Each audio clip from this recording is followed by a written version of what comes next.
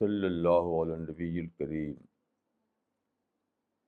رب اشرح لی صدری ویسر لی امری واحلل عقدۃ من لسانی یفقہوا قولی. آج کا ٹاپک ہے این انٹلیکچوئل جرنی،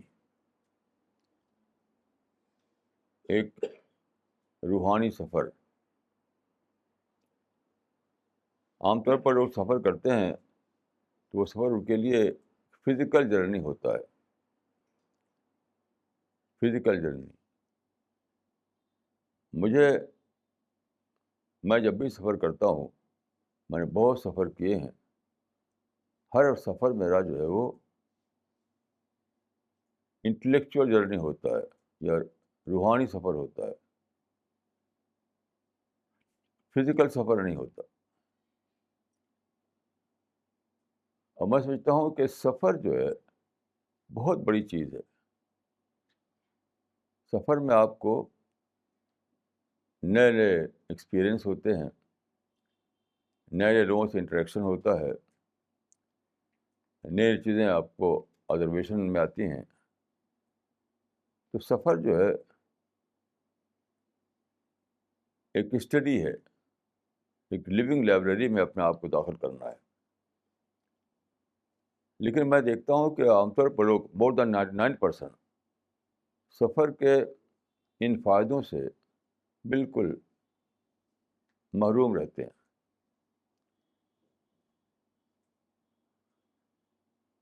میں لوگوں کے سفر نامے پڑھتا ہوں تو وہ بھی سفر نامے ایسے ہوتے ہیں کہ اس میں کچھ بھی روحانی غذا نہیں ہوتی. کوئی لگتا نہیں کہ انہوں نے کوئی ذہنی سفر کیا تھا، بس فزیکل سفر ہوتا ہے. اس کی وجہ کیا ہے؟ اس کی وجہ ہے کہ لوگوں کے اندر تھنکنگ کیپیسٹی نہیں ہے. People are deprived from thinking power. لوگ جانتے نہیں سوچنا کیا ہے، بس جو چیزیں دکھائی دیتی ہیں بظاہر اسی میں گم رہتے ہیں. یعنی ان کا پورا سفر جو ہے ڈسٹریکشن میں ہوتا ہے.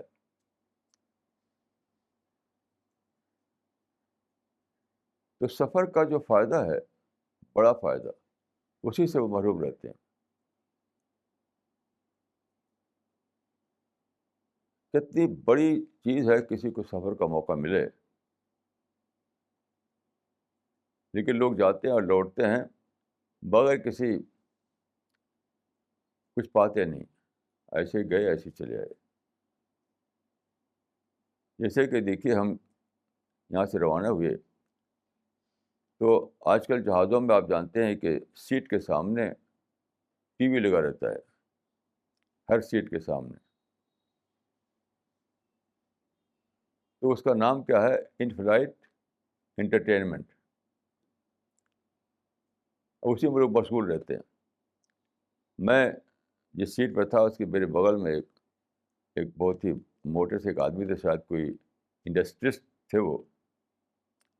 تو ایئر ہاسٹس کو بلایا انہوں نے، اور بہت دیر تک کسی کو بحث کرتے رہے کہ ان کا سامنے کی ٹی وی کام نہیں کر رہا ہے. بہت دیر تک اسی بحث ہوتی رہی، کیونکہ ان کا سول کنسرن یہ تھا کہ سامنے جو ٹی وی لگا ہوا ہے اس کو دیکھتے رہیں، اس کو میوزک سنتے رہیں، جو بھی اس میں ریکارڈڈ چیزیں ہیں اسے انجوائے کرتے رہیں. تو بتائیے کہ وہ کیا اور سوچیں گے، اور کیا سوچیں گے؟ جب ڈسٹینیشن پہنچے تو وہاں بھی کیا ہے؟ شاپنگ شاپنگ شاپنگ، انٹرٹینمنٹ اور شاپنگ. سفر کے درمیان میں بھی اور سفر کے ڈسٹینیشن میں پہنچ کر ہی. تو کچھ جو جو آئٹم ہیں معرفت کے، ڈسکوری کے، ریئلائزیشن کے، اس سے محروم رہتے ہیں وہ. دیکھیے اس دنیا میں ہر واقعہ ایک پوائنٹ آف ریفرنس ہے. لوگوں کو پتہ ہی نہیں کہ پوائنٹ آف ریفرنس کو استعمال کرتے ہوئے اس سے کوئی چیز ڈسکور کریں. پوائنٹ آف ریفرنس کا کانسیپٹ ہی لوگوں کو نہیں معلوم. وہ تو بس انٹرٹینمنٹ میں، ہوا میں کھانے پینے میں، شاپنگ، یہ سب میں وقت گزاریں گے اور واپس آ جائیں گے۔ اب دیکھیے کہ میں آپ کو اپنا ایک ایکسپیرئنس بتاتا ہوں۔ جب میں یہاں سے روانہ ہوا اور ایئرپورٹ پہ پہنچا تو ایئرپورٹ سے ہم جہاز میں سفر ہوئے، جہاز میں سوار ہوئے۔ یہ واقعہ میرے لیے ایک سمبولک سینس میں زندگی اور موت کا تجربہ بن گیا۔ میں سوچا کہ خدایا، اسی طرح ایک دن میرا سفر حیات ختم ہوگا،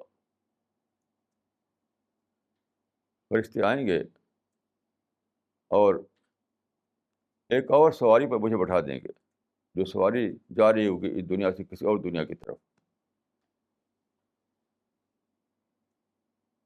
اب یہ میں سوچنے لگا، اسی میں سوچ میں رہا کہ کیسا عجیب وہ دن ہوگا جب کہ موت کے فرشتے آئیں، مجھے یعنی ایک اور سواری بٹھا دیں۔ وہ ایک ہوگا گویا کہ ایک ایک ایکسپلژن ہوگا، کمپلسری ایکسپلژن اس دنیا سے۔ چلو اب یہاں تمہیں رہنے کا وقت ختم ہو گیا، اب ایک جہاز میں، ایک موت کے جہاز میں مجھے بیٹھنا ہوگا، تو کہاں جائے گا کچھ پتہ نہیں۔ یہ سب سوچتا رہا میں۔ تو اب مائنڈ کو میں ایکٹیویٹ کیے ہوئے تھا، مائنڈ کو ایکٹیویٹ کیے ہوئے تھا اس جو خدا کا جو کریشن پلان ہے، پورا مائنڈ میرا کریشن پلان آف گاڈ کو سوچ رہا تھا، زندگی اور موت، موت کے بعد ایک اور دنیا۔ تو اس کا نتیجہ کیا ہوا دیکھیے، ایک بہت بڑی اللہ تعالیٰ نے مجھے بلیسنگ دی۔ یہ سفر میرے لیے ایک بہت بڑا پوائنٹ آف ریفرنس بن گیا، بہت بڑی دعا کے لیے پوائنٹ آف ریفرنس۔ اب ہمارا جہاز فلائی کرتے ہوئے جا رہا تھا، تو دوران پرواز تو میں سوچتا رہا کہ اللہ تعالیٰ نے کیسا عجیب انسان کو 3 چیزیں دی ہیں، 3 چیزیں۔ ایک مائنڈ دیا ہے، دوسرے مٹیریل سب اس دنیا میں ہر طرح کے، اور پھر انفراسٹرکچر ہے۔ انفراسٹرکچر اور مٹیریل کو استعمال کرتے ہوئے مائنڈ جو ہے چیزیں بناتا ہے۔ سب سے پہلے انسان چلتا تھا، پاؤں سے چلتا تھا، پھر اس نے چھوٹی چھوٹی سواریاں بنائیں، ویل دریافت کی، بیل گاڑی بنائی، پھر بائسکل بنائی، پھر گھوڑا گاڑی بنائی، پھر کار بنائے، آتے ہوتے ہوتے ہوائی جہاز بنا لیا، سمندری جہاز بنائے۔ یہ اپنے مائنڈ کو اس نے ایکٹیویٹ کیا، جو دنیا میں ڈفرینٹ قسم کے جو سامان ہیں اس کو ایکسپلور کیا، انفراسٹرکچر کو استعمال کیا۔ اس کا نتیجہ ہوا کہ بائسکل سے سوار ہو کر، بائسکل سے سفر شروع ہوا اس کا، اور ایروپلین تک پہنچ گیا، راکٹ تک پہنچ گیا۔ تو عجیب شکر ہی شکر تھا میں کہ کیسا عجیب ہے۔ اس میں دیکھیے ایک بات یہ ہے کہ شکر کا بڑا شکر کا آپ کب کر پاتے ہیں، یا شکر کے آئٹم کو آپ پرسنلائز کر سکیں، یہ سب جو ہوا اس کو آپ اپنے اندر اتاریں کہ میرے لیے یہ دنیا بنائی گئی، میرے لیے انفراسٹرکچر دیا گیا، میرے لیے سامان رکھا گیا، میرے لیے بائسکل بنی، میرے لیے کار بنی، میرے لیے ہوائی جہاز بنا۔ ان ساری باتوں کو آپ پرسنلائز کر سکیں، اپنی سطح پر لا سکیں، تو کیا ہوتا ہے، یونیورسل شکر آتا ہے۔ شکر کا ایک ہمالیئن شکر آتا ہے، ورنہ تو ایک چھوٹا شکر رہے گا، ایک شکر کا ایک ذرہ آپ کے اندر رہے گا، یعنی آپ نے اپنے لیے ایک کار خریدی، فرض کیجیے، تو اتنا شکر آپ کو آئے گا، لیکن پوری ہیومینٹی کو جو مل رہا ہے، پوری مینکائنڈ کو جو مل رہا ہے، اس کو آپ پرسنلائز کریں تو کیا ہوگا؟ یعنی شکر کا ایک سمندر، اوشانک شکر آیا آپ کا. تو میں اللہ کے فضل سے پرسنلائز کرتا ہوں. میں یہ نہیں دیکھتا مجھے کیا ملا، یہ کبھی نہیں سوچتا میں انسان کو کیا ملا. ظاہر ہے ہوائی جہاز کی انڈسٹری میں نے نہیں لگائی، میں کسی ہوائی جہاز کا مالک نہیں ہوں، لیکن پوری ایویشن انڈسٹری جیسے لگتی ہے کہ وہ میرے لیے ہے، سب پوری اس کو انہوں نے پرسنلائز کر لیا. تو اوشانک شکر پیدا ہوا. اتنی بڑی سویلائزیشن، اتنا بڑا پروسیس چلا، کہاں سے کہاں پہنچا، وہ سب میرے مائنڈ میں آ کے پرسنلائز ہو گیا.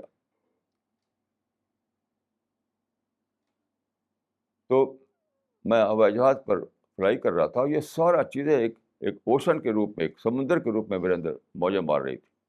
کتنا بڑا یہ اللہ تعالیٰ کا انعام ہے.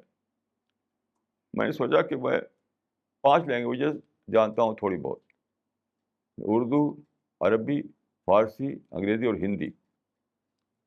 میں سوچا کہ خدایا 5 زبان کے ساری جو ڈکشنری ہے وہ مجھے یاد ہو، سارے جو شبد ہیں وہ مجھے میرے دماغ میں ہوں، اور سارے 5 زبان کے سارے شبدوں کو لے کر میں تیرا شکر ادا کرنا چاہوں تو میں شکر نہیں کر سکوں گا،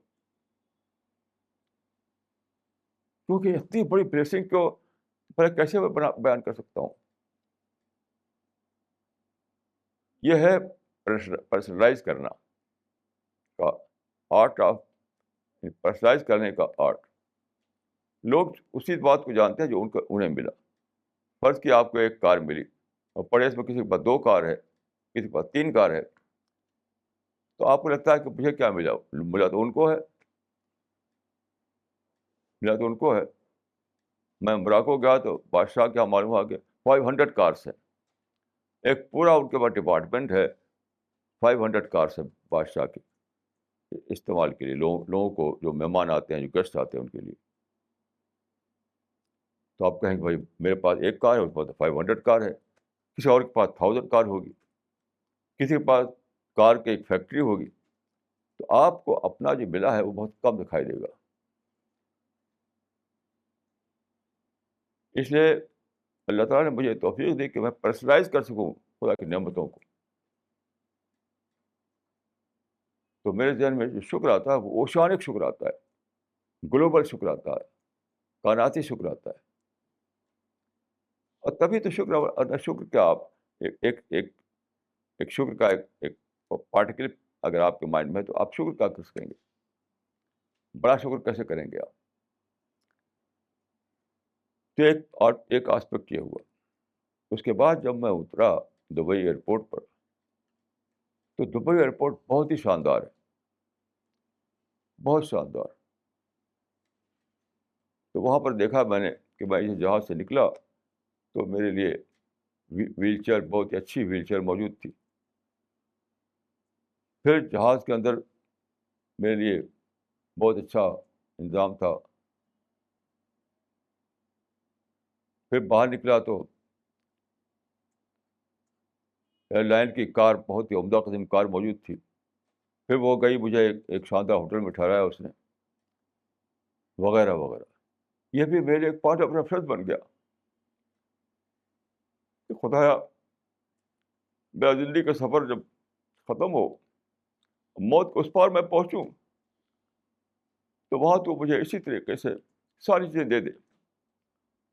وہاں مجھے محسوس ہوا کہ میں دلی میں جو چھوڑا تھا میں نے، اس سے بہت زیادہ مجھے دبئی میں مل گیا.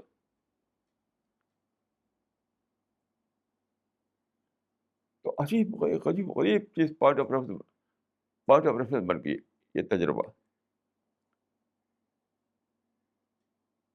کہ ایئرپورٹ سے پہلے کی زندگی میرے لیے پری ڈیتھ پیریڈ کو سمبلائز کر رہی تھی، ایئرپورٹ کے بعد کی زندگی مجھے پوسٹ ڈیتھ پیریڈ کو سمبلائز کر رہی تھی. پھر دل سے دعاؤں کا ایک سمندر نکلا کہ خدایا موت کے بعد جب میں ایک اور دنیا میں پہنچوں تو وہاں اسی طرح تو مجھ کو اور زیادہ بہتر دے دے جو دنیا میں، آج کی دنیا میں مجھے تو نے دے دیا.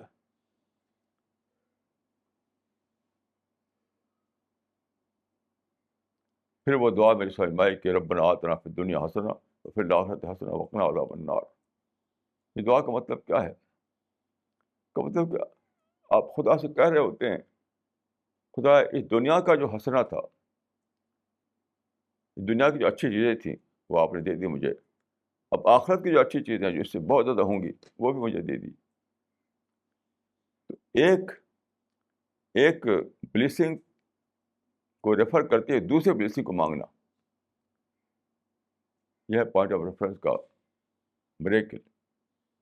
آج کے دنیا میں جو آپ بلیسنگ ملی ہوئی ہے، جب آپ اس کو ریئلائز کریں، اس کو ڈسکور کریں، تو آپ اس پوزیشن ہو جاتے ہیں کہ آپ اس کے حوالے سے، اس کے ریفرنس سے آپ یہ کہہ سکیں خدایا اس کے بعد ایک اور دنیا میں داخل ہونا ہے مجھے، تو آپ اس نعمت کا اہتمام کر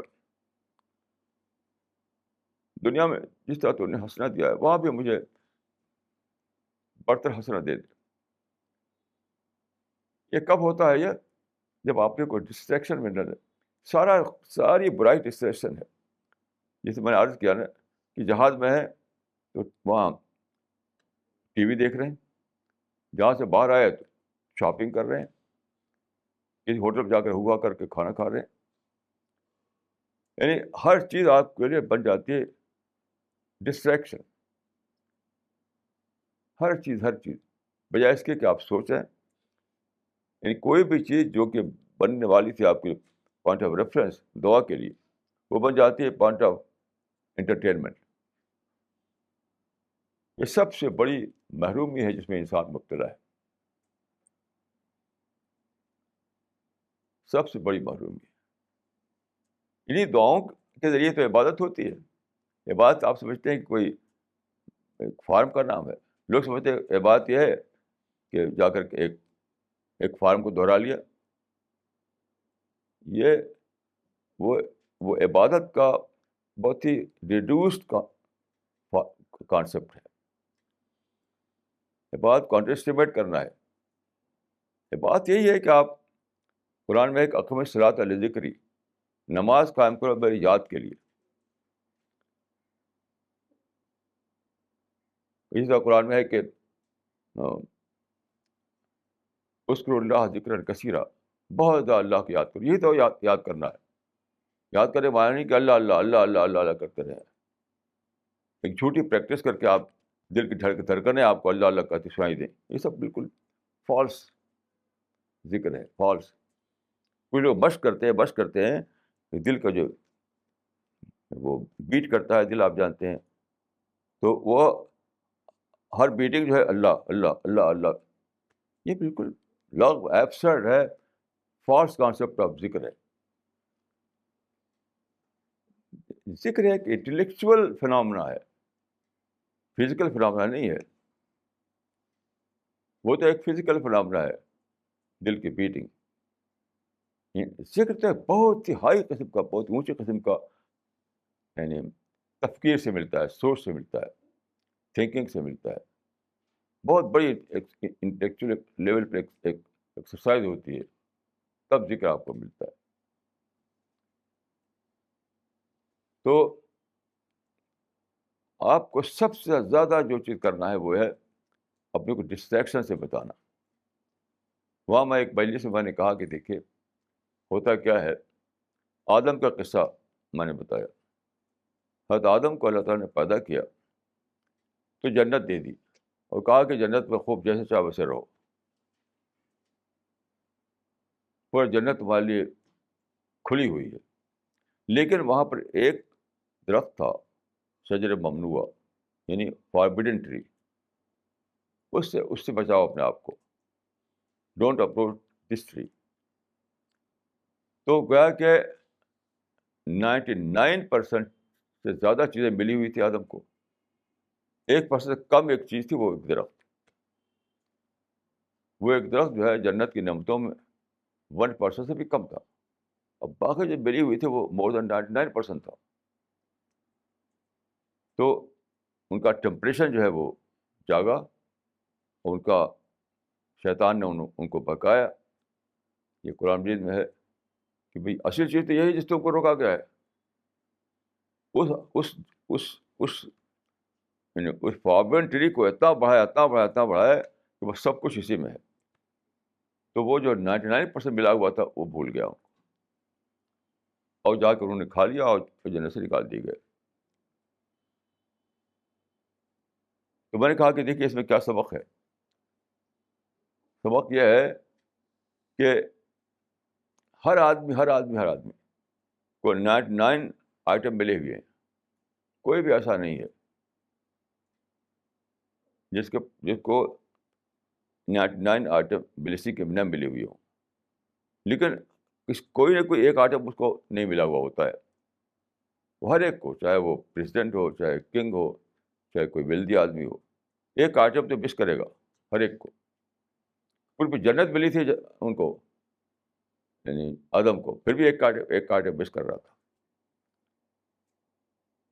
یعنی پوری جنت ان کو دے دی گئی تھی, جو ہزاروں امپائر سے بڑی تھی وہ, لیکن ایک آئٹم نہیں تھا. بس اسی پر انہوں نے کانسنٹریٹ کر دیا, بس یہیں پر سب کچھ ہے. یہ ہے یعنی ٹیسٹ آدمی کا, کہ تو اپنا دھیان 99% پہ لگاؤ, 1% کو بھلا دو, تب تم ڈسٹریکشن سے بچو گے. ڈسٹریکشن جو ہے اسی لیے ہوتا ہے کہ آدمی اس ایک چیز جو آپ کو نہیں ملی اسی پر آپ کا فوکس ہو جاتا ہے, اور وہ بہت ہی ڈساسٹرس ہے. That leads to expulsion from paradise. کتنا ڈساسٹرس ہے. تو یہ ہے جس میں سارے لوگ پھنسے ہوئے ہیں. اس وجہ سے چیزیں سے سبق نہیں لے پاتے, چیزوں کو پارٹ آف ریفرنس بنا کر کے دعا نہیں کر پاتے, چیزوں میں جو اسپریچول فوڈ ہے اس کو حاصل نہیں کر پاتے. اسپریچول فوڈ, ہر چیز میں اسپریچول فوڈ ہے, ہر تجربے میں, لیکن آدمی اس سے محروم رہتا ہے, کیونکہ وہی ڈسٹریکشن, ادھر دماغ ادھر لگاتا ہے, ادھر بھاگتا ہے. تو اسپریچول فوڈ لینے کے لیے ضروری ہے کہ آپ لوگ ڈسٹریکشن سے بچائیں.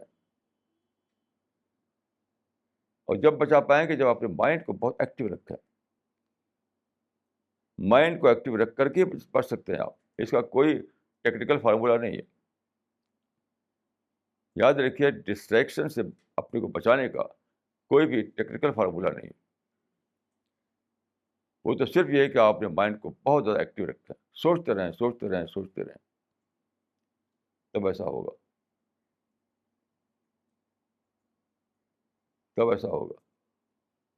دبئی میں مجھے کئی ایسے لوگ ملے جو اندر سے اتنا سیڈ تھے کہ بعض رو پڑتے تھے. مثلا ایک صاحب نے کہا کہ میرے سر پہ ہاتھ رکھ دیے, ہاتھ رکھا تو ان کے آنسو نکل آئے. اچھے گھروں میں رہتے تھے لوگ, اچھے گھروں میں, لیکن اندر سے سیڈ. بہت سے تجربے مجھے ایسے ہوئی کہ ان کے پاس کار ہے, ان کے پاس گھر ہے, ان کے پاس فیملی ہے, اندر سے سیڈ ہے, چہرے پر خوشی نہیں, چہرہ بالکل ٹینشن کو ریفلیکٹ کر رہا ہے. اکثر لوگ مجھ سے کہتے تھے ہمارے لیے دعا کیجیے, ہمارے سر پہ ہاتھ رکھ دیجیے. تو بس میں سمجھتا تھا کہ اندر سے سیڈ ہے. سیڈ کیوں ہیں؟ اس لیے نہیں کہ ان کو کچھ ملا ہوا نہیں, سیڈ اس ایک کو لے کر کے ہیں. 99 ملا ہوا ان کو. جتنے لوگ بھی تھے سب کے سب کو 99 چیزیں ملی. اور ایک چیز نہیں ہے, وہ اسی کے لیے سیڈ ہو گئے. کسی کو بیٹے کا پرابلم, کسی کو ہسبینڈ کا پرابلم, کسی کو وائف کا پرابلم, کسی کو کوئی بیمار ہے اس کا پرابلم, کسی کو کوئی کمپنی سے کوئی کنٹروورسی چل رہی ہے اس کا پرابلم, کسی نے پیسہ زیادہ خرچ کر دیا ہے اب لون اس کے اوپر ہو گیا اس کا پرابلم. یعنی ایک نہ ایک بات کو لے کر کے.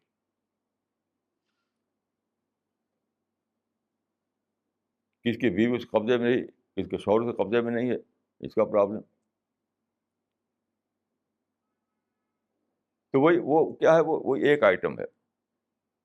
جس طرح آدم کو ایک آئٹم نہیں ملا ہوا تھا, باقی سب ملے ہوئے تھے, 99 ملے ہوئے تھے. وہ سب کا حال ہے. اسے سب لوگ ٹینشن میں جیتے ہیں, سب لوگ ٹینشن میں جیتے ہیں.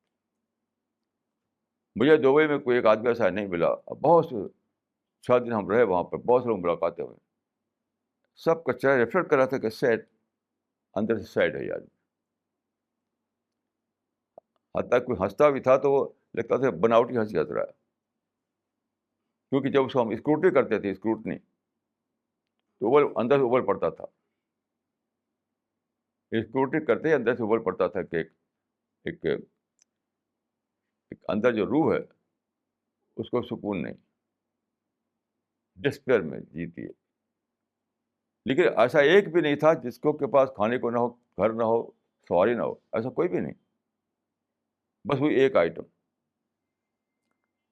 تو سب لوگ حضرت آدم والا کیس بن گئے ہیں کہ 99 آئٹم ملے ہوئے ہیں, اس پر دھیان ہٹ گیا, اس پر فوکس ہٹ گیا. بس ایک آئٹم جو نہیں ملا ہوا ہے اسی پر سارا فوکس ہے. کتنی بڑی دیکھیے محرومی ہے یہ, کتنی بڑی محرومی ہے. دوسری بات جو میں کہنا چاہتا ہوں, جو اس سفر میں مجھے ایک بہت بڑا ایکسپیرئنس ہوا. دیکھیے یہ جس کو یو ای کہتے ہیں, یونائٹڈ عرب ایمریٹ, تو جس کو کہتے ہیں عربی میں عرب امارات, تو وہاں میں نے کئی سفر میرے ہوئے ہیں. اب جو سفر ہوا ہے اس بار, یعنی اپریل 2011 میں, 2011 کی 10 ہے یہ, اپریل 2011 میں کے آخری ہفتے میں, اس سے بہت مختلف تھا اس پچھلے سفروں کا. مثلا اب سے 30 سال پہلے میں گیا تھا عرب امارات میں, 30 ایئرس پہلے. وہاں پر ایک میٹنگ ہوئی, ایک جلسہ ہوا, اس میں عرب بھی تھے, نان عرب بھی تھے, اور کافی بڑا اجتماع ہوتا, پڑھے لکھے لوگوں کا, سب پڑھے لکھے لوگ تھے. تو وہاں پر میں نے یہ بات کہی تھی کہ مسلمان جو ہیں جہاد کے نام پر جو لڑائی بھڑائی کر رہے ہیں, وہی سب سے بڑا مسئلہ ان کا ہے. جب تک اس کو بند نہیں کریں گے تب تک ان کا کوئی پرابلم سالو نہیں ہونے والا ہے. اور یہ ڈسٹریکشن ہے, یہ جو جہاد سمجھتے ہیں اس کو, this great source of distraction. یعنی دعوت سے ہٹا دیا, جہاد نہیں ہے یہ تو ڈسٹریکشن ہے. آج جو کام کرنا تھا دعوت کا کام کرنا تھا, سارے اپرچونیٹیز کھلی ہیں دعوت کے لیے, سارے ہی اپرچونیٹی ایکسپلوژن ہے. یہ زمانہ جو ہے اپرچونیٹی ایکسپلوژن کا زمانہ ہے. اور مسلمان کہاں لگے ہوئے ہیں, جہاد کے نام پہ لڑائی بھڑائی. یہ کیا ہے, یہ ڈسٹریکشن ہے. اس وقت جب میں نے کہا 30 سال پہلے یہ بات, تو ایسا لگتا تھا لوگ مجھے کھا جائیں. اتنا زیادہ لوگ اس سے میں آ گئے, اور اتنا زیادہ یعنی نگیٹو ہو گئے کہ بس عجیب حال تھا. اس بار میں نے وہی بات کہی اسی عرب امارات میں, تو کوئی کسی نے نگیٹو رسپانس نہیں دیا, ہر ایک کا پازیٹیو رسپانس تھا. اور لوگ یہ پوچھنے لگے کہ یہ بتائیے کہ ہم دعوت کیسے کریں, اسی کو لے کر لوگ پوچھنے لگے. مثلا ایک لیڈی نے کہا کہ صاحب کہا جاتا ہے کہ عورت کا آواز بھی پردہ ہے, تو ہم جب مردوں سے آواز بھی نہیں نکال سکتے مردوں کے ساتھ, تو ہم کیسے دعوت دیں گے؟ میں نے کہا یہ مسئلہ ہی غلط ہے, اسلام میں ہے نہیں آواز کا پردہ, تو بالکل مسئلہ ہی بالکل بیس لیس ہے. یعنی حضرت حاجرہ بولی مردوں سے, موسیٰ کے زمانے میں وہ خواتین جو آئی تھی وہ بولی مردوں سے, حضرت خدیجہ بولی مردوں سے, عائشہ بولی مردوں سے. تو کہاں سے نکل آیا کہ آواز پڑتا ہے؟ یہ تو بیس لیس ہے بالکل. آپ خوب بولیے, نہ بول سکیں تو لٹریچر پیش کیجیے. ایک صاحب نے کہا کہ صاحب ہمارے پڑوس میں بہت سے نان مسلم ہیں, تو ہم ان سے جب انٹریکٹ کرتے ہیں تو اپنے یہاں کھانے کے لیے کہتے ہیں, تو ہم کیا کریں؟ وہ سمجھتے وہاں کھانا کھایا تو اسلامی چلا جائے گا. میں نے کہا یہ تو بالکل جھوٹا اسلام ہے. وہاں کھائیے، آپ ان کے ساتھ بیٹھیے، ان کو اپنے یہاں بلائیے، آپ ان کے یہاں جائیے. یہاں تک کہ ایک صاحب نے کہا کہ روزے کے زمانے میں ہم کو بلایا کسی غیر مسلم نے اپنے یہاں، تو جیب میں نمک رکھ لیا اور اس نمک سے افطار کیا، پھر ان کا کھانا کھایا، کیونکہ اگر وہاں کھانا کھا لیتے تو روزہ ہی چلا جاتا. میں نے کہا استغفر اللہ، یہ اسلام ہے؟ یہ اسلام نہیں ہے، تو بالکل ایبسرڈ چیز یہ سب ہے. آپ خوب کھائیے، وہاں روزہ افطار کیجیے. تو غرض ہے کہ اب جو تھا معاملہ وہ یہ پوچھ رہے تھے کہ ہم دعوتی کام کیسے کریں. تب تو دعوت کو بالکل انہوں نے سننے کا انکار کر دیا تھا کہ دعوت کیا، ابھی تو ہمیں جہاد کرنا ہے، دعوت کوئی سوال ہی نہیں ہے، یہ سب دشمن ہیں ہمارے، ان کو ہمیں کل کرنا ہے دشمنوں کو. تب یہ موڈ تھا. اب موڈ دوسرا ہے کہ ٹھیک ہے، ہم دعوتی کام کرنا چاہتے ہیں، ہمیں بتائیے کیسے دعوتی کام کریں. تو اس سے میں نے یہ سمجھا، یہ انڈیا میں بھی ہم اس کو دیکھتے ہیں، یہ فنامنا انڈیا میں بھی ہے کہ جو دنیا کے حالات ہیں، سو کال جہاز سے جس طرح تباہی ہوئی، بربادی ہوئی، اب ہر آدمی دیکھ رہا ہے اس کو. کشمیر میں، فلسطین میں، بوسنیا میں، چیچنیا میں، ہر جگہ تباہی تباہی، سنکانگ میں، ہر جگہ تباہی تباہی تباہی تباہی. تو آدمی کب تک اس کو ٹالریٹ کرے؟ اب لوگوں کے اندر سیکنڈ تھاٹ آ گیا. 30 سال پہلے سیکنڈ تھاٹ نہیں آیا تھا. اس وقت جوش خروش میں تھے کہ ہمیں دشمنوں کو ختم کرنا ہے. اب سیکنڈ تھاٹ آ گیا. اس حد تک کہ اب پوچھنے لگے کہ اب کیسے دعوتی کام کریں، یہ بتاؤ. تو it was a good sign. اس سے میں ایک ہوپ لے کے لوٹا. اب دنیا کا اسٹیج ہے ہمارے لیے دعوتی کام کے لیے، دعوت اللہ کے لیے. یعنی پہلے بھی مجھے اس کا اندازہ تھا، لیکن وہاں یہ اندازہ اور زیادہ کھل کر سامنے آ گیا.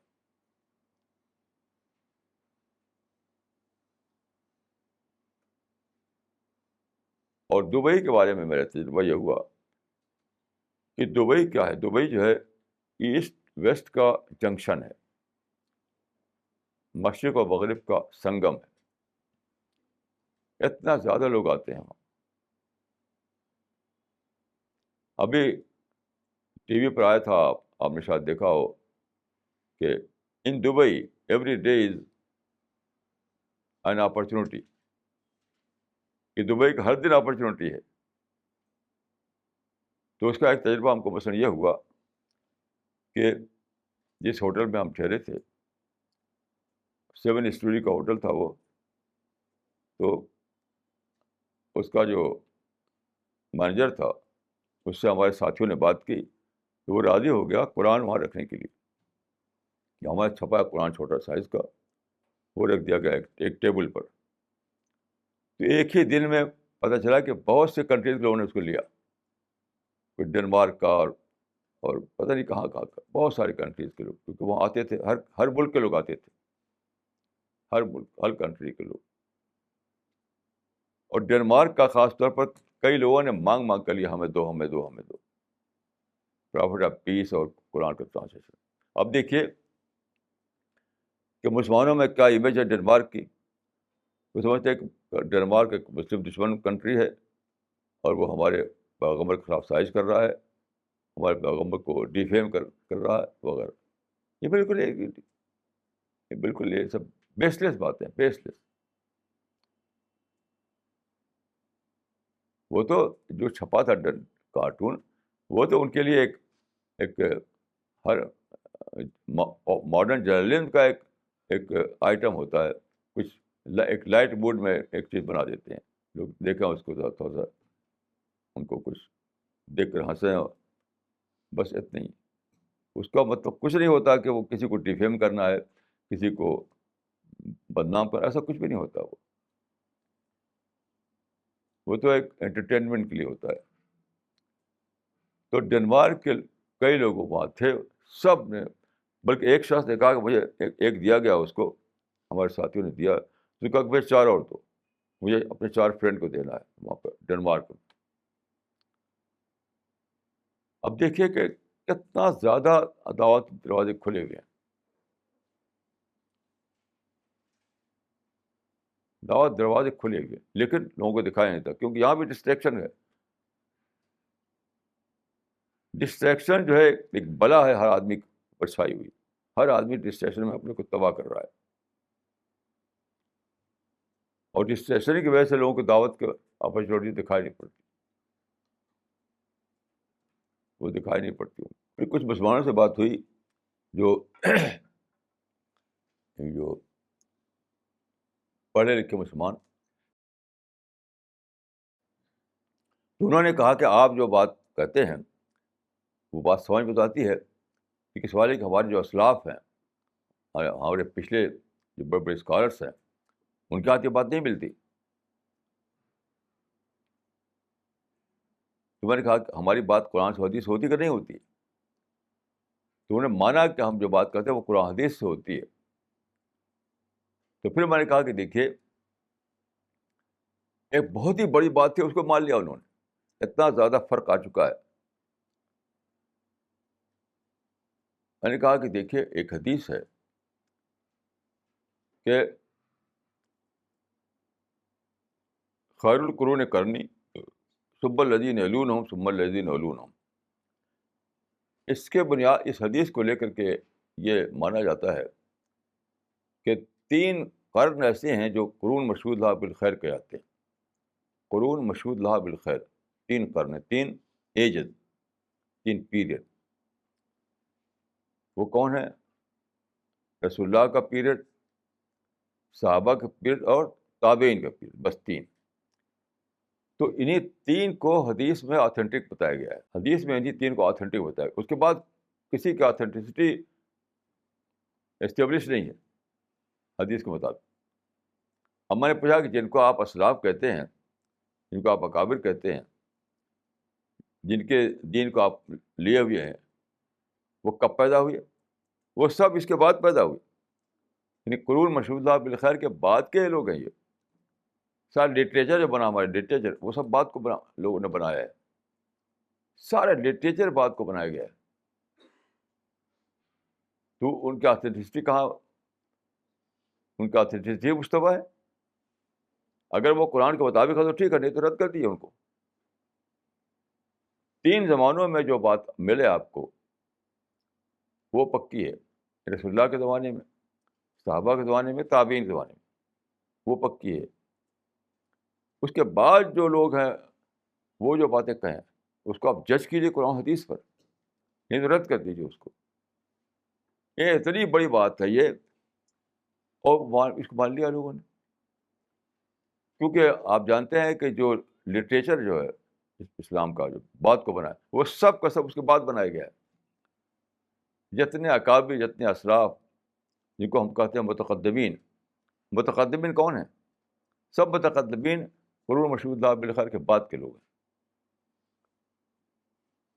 بہت ہی عجیب بات ہے یہ کہ جتنے متقدمین جن کو کہا جاتا ہے کہ وہ سورس ہیں اسلام کا, وہ سب کے سب قرون مشہود اللہ بالخیر کے بعد کے. یہ اتنی بڑی بات ہے کہ صرف ہمارے پاس پٹک دیا جائے, لیکن انہوں نے مان لیا, اس کو مان لیا, کیونکہ زمانہ بدل چکا ہے. مسلمان سینکڑوں سال سے انہی لوگوں پہ تو جی رہے ہیں, انہیں متقدمین پر, جن کو اسلاف کہا جاتا ہے, جن کو اکابر کہا جاتا ہے. اسی کو لے کر کے ہمارے خلاف تھے یہ لوگ کہ فلاں یہ کہا, فلاں یہ کہا, فلاں یہ کہا. تو میں نے کہا جن کو آپ ریفرنس دیتے ہیں جو فلاں فلاں, وہ کون لوگ ہیں؟ وہ سب قرون مشہود اللہ بالخیر کے بعد کے لوگ ہیں. یہ 3 جو آتھینٹک پیریڈ ہے اس کے بعد کے ہیں یہ. تو ان کا آتھینٹسٹی کیا ہے؟ انہوں نے کچھ بھی کہا ہو, کچھ بھی کہا ہو, اس کو قرآن حدیث جج کیجیے. مثال کے طور پر دیکھیے, یہ آتا ہے کہ شتم رسول کی سزا قتل ہے. جو آدمی شتم کرے, رسول اللہ گستاخی کرے, اس کو قتل کر دو. فقہ میں یہ بتایا جاتا ہے کہ یقتل حداً, یقتل حداً, یعنی اس کے لیے کیپٹل پنشمنٹ ہے. تو میں نے کہا یہ فقہ کب بنی ہے؟ جس فقہ میں یہ لوگ ریفرنس دیتے یقتل حدن یقتل حدن، میں نے کہا یقتل حدن جو ہے یہ کب بنا ہے؟ یہ اصول یہ قرون مشہود اللہ بالخیر کے بعد بنا ہے، تو آتھینٹک ہی نہیں، آتھینٹسٹی اس کی مشتبہ ہے۔ اتنی بڑی بات ہے، اس کو بھی مان لیا لوگوں نے۔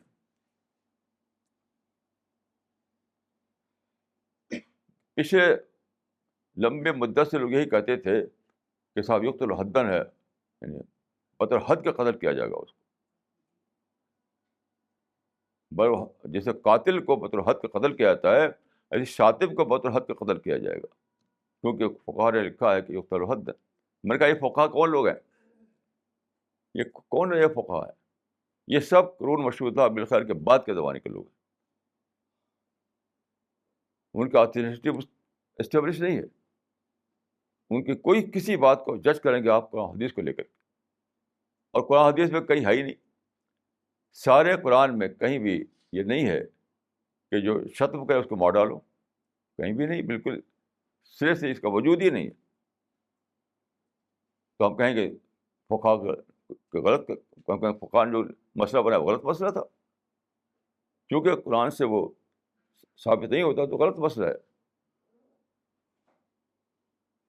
تو یہ بہت ہی یعنی ہمارے پار جیسے پڑک دیا کسی کو، اور وہ بات تھی، لیکن اس کو ہی مان لیا لوگوں نے۔ تو یہ میں سمجھتا ہوں کہ ہم ایک نئے دور میں داخل ہو گئے ہیں، یہ دعوتی تحریک جو ہے اب ایک نئے دور میں داخل ہو گئی ہے، وہ سب ختم اب۔ اس سے ہمیں ایک نیا حوصلہ ملتا ہے، نیا حوصلہ، کہ پچھلے زمانے میں جو وقت لگتا تھا لوگوں کے نگیٹو ریئیکشن کا مقابلہ کرنے میں، لوگوں کے اعتراضات کا جواب دینے میں، لوگوں سے آرگومنٹ کرنے میں، اس کی اب ضرورت ہی نہیں ہے۔ اب تو mentally they are prepare to accept this ideology. تو میں نے لوگوں سے کہا کہ آپ سب سے زیادہ کام ضروری ہے کہ آپ وہ لٹریچر پھیلائیں۔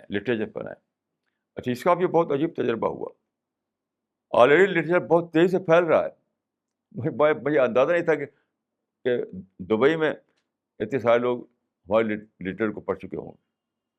اس میں ہوا یہ کہ اوقاف جو ہے وہاں کا بہت بڑا ڈپارٹمنٹ ہے اوقاف کا، اس کا بہت زبردست بلڈنگ ایک ہے، بہت شاندار، اس کے اندر ہال ہے، تو وہاں پروگرام رکھا گیا تھا۔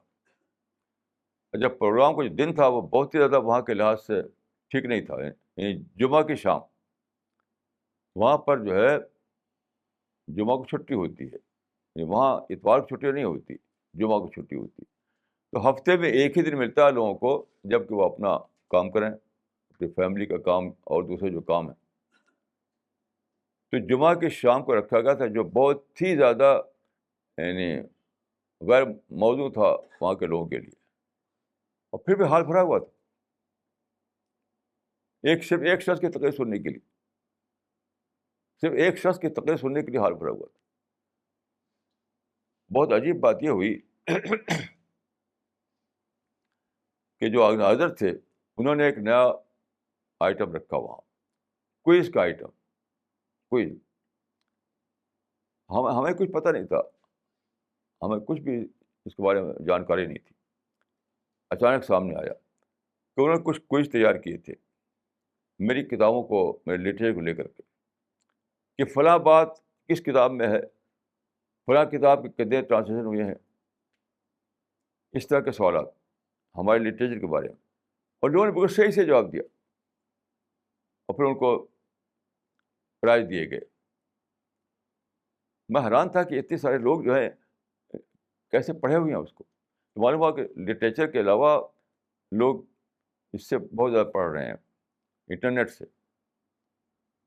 مثلاً پاکستان سے ایک عالم آئے تھے، تو انہوں نے بتایا کہ میں مئی کا رسالہ انٹرنیٹ پڑھ چکا ہوں میں، جبکہ مئی کا رسالہ ابھی چھپا ہوا لوگوں پر پہنچا نہیں تھا، آج مئی کی 1 تاریخ ہے۔ انہوں نے کہا کہ میں انٹرنیٹ پر مئی کا رسالہ پڑھ کر آیا ہوں۔ تو انٹرنیٹ جو ہے اللہ کے فضل سے بہت زیادہ پھیلانے میں مددگار بن رہا ہے. پہلے زمانے میں کتاب کو چھاپیے, پھر بائی پوسٹ بھیجیے, وہ پہنچتے پہنچتے کتنا ٹائم لگتا تھا. اب تو کہ آپ ڈاؤن لوڈ کر دیجیے اور ساری دنیا میں ہر جگہ لوگ اس کو پڑھ رہے ہیں.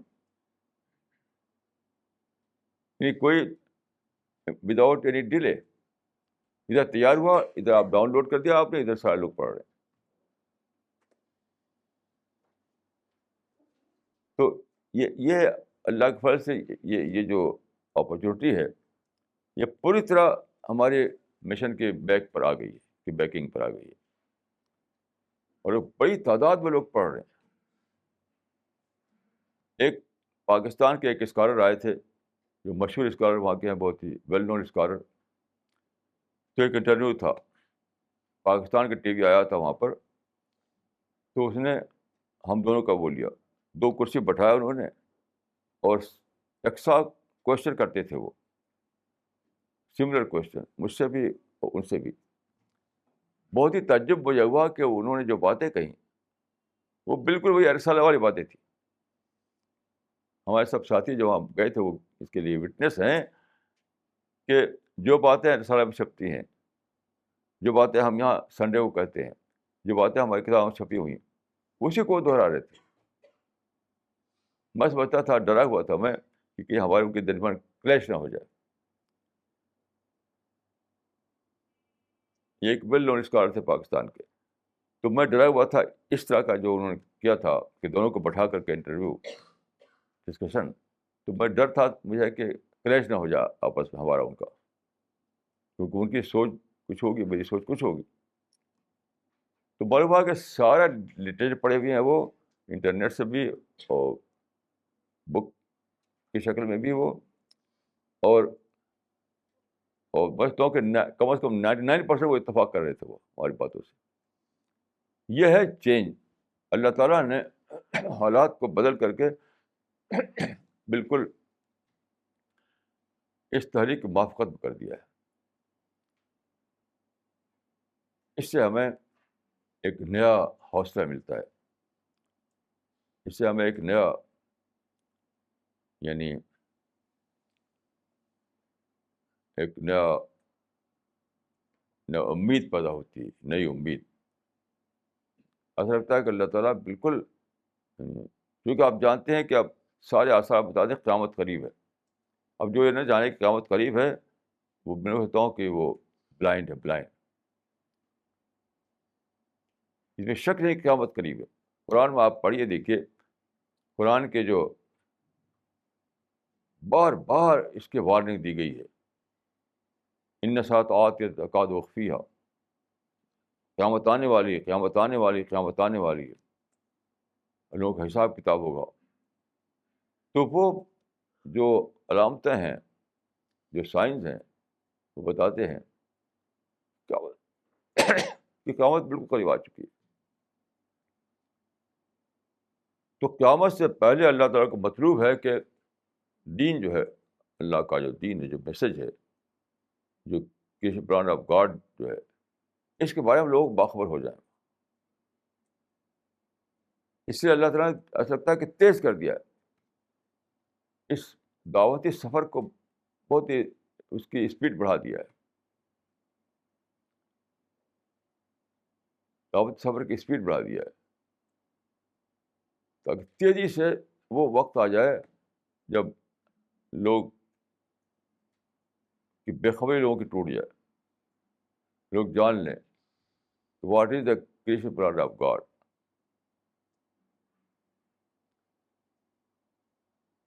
تو ہمیں حالات چلائیں گے نہیں, حالات آسانی کے حالات لاؤڈ اسپیکر سے اعلان کریں.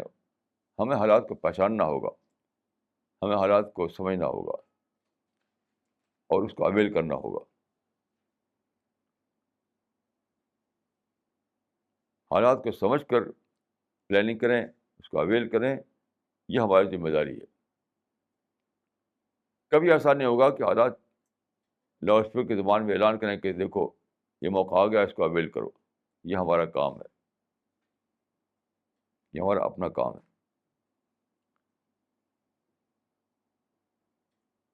اور وہاں پر یہ محسوس ہوا، یہاں دلی انڈیا میں بھی محسوس ہوتا ہے کہ جس کو بھی دیا جاتا تھا مثلا قرآن کا ٹرانسلیشن، ایسا لگتا تھا کہ وہ پہلے سے انتظار میں تھا کہ کوئی مجھے دے قرآن کا ترجمہ.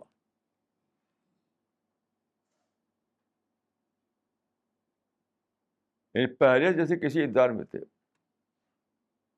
ایک فارسی کا شعر ہے کہ ہما آوان صحرا سر خود نہاد برکب با امید آنکھ روزے بشکار خواہی آمد. کا مطلب ہے کہ جنگل کے جتنے ہرن ہیں وہ اپنا سر ہاتھ پہ لیے ہوئے گھوم رہے ہیں کہ کون ہے جو ان کو شکار کرے.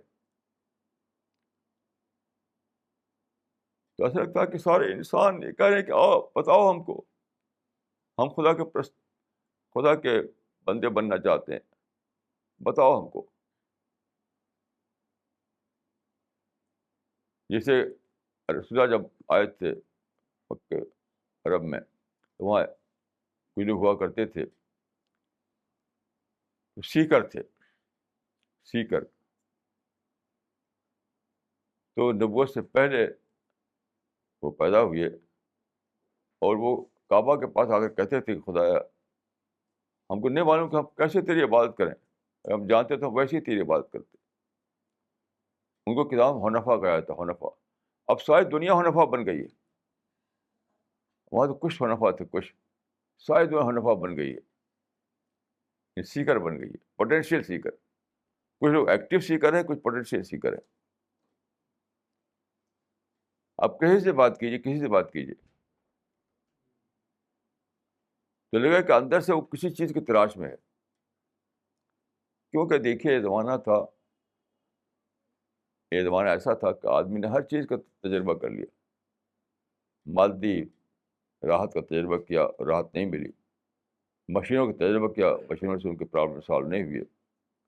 بڑے بڑے سسٹم کا تجربہ کیا، ان کے سسٹم نے ان کو بہتر سمجھ نہیں دی کا تحفہ نہیں دیا. ہر چیز کا تجربہ کر چکا انسان اس زمانے میں، لیکن اس کے دل میں جو بسا ہوا تھا وہ اسے نہیں ملا. تو ہر آدمی اس تلاش میں ہے کہ کیا سچائی کوئی اور ہے، کوئی اور ورژن ہے سچائی کا.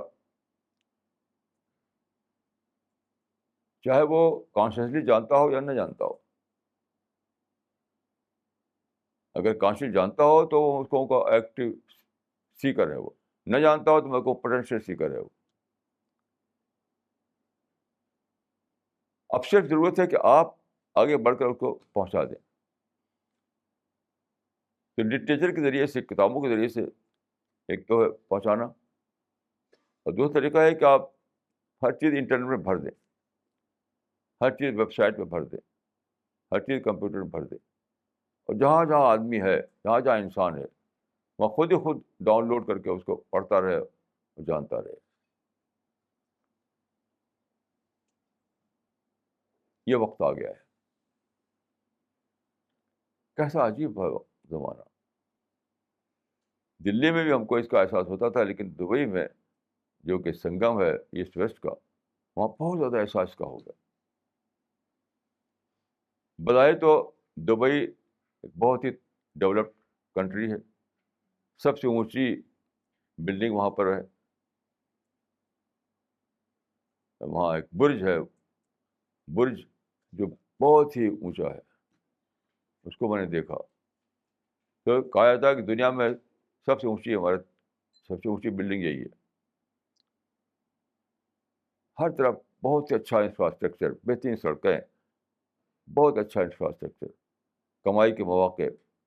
لیکن اندر سے سب لوگ سیڈ، اندر سے غیر مطمئن، اندر سے ڈسسیٹسفائڈ.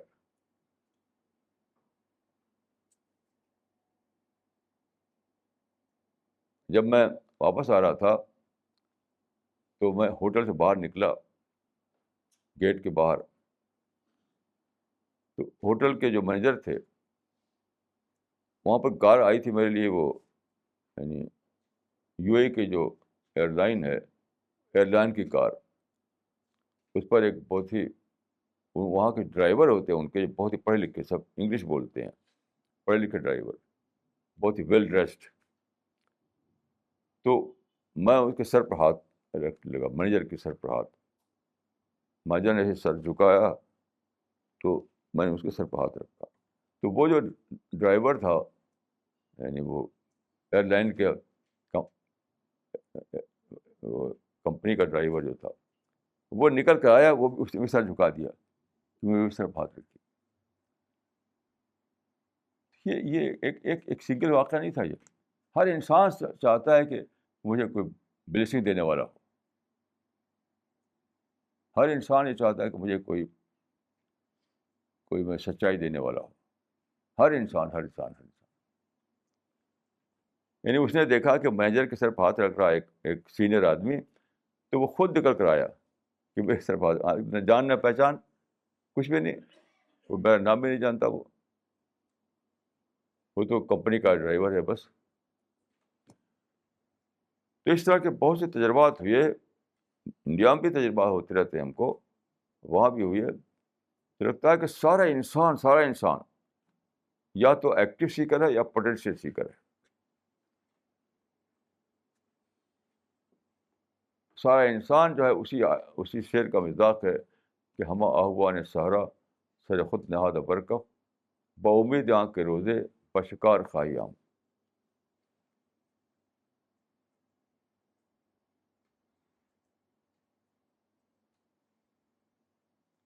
ایک عرب ملنے کے لیے آئے, وہ وہیں کے ہیں دبئی کے عرب شیخ. تو وہ انگریزی بھی جانتے ہیں, ان کا بہت بڑا بزنس ہے, ان کا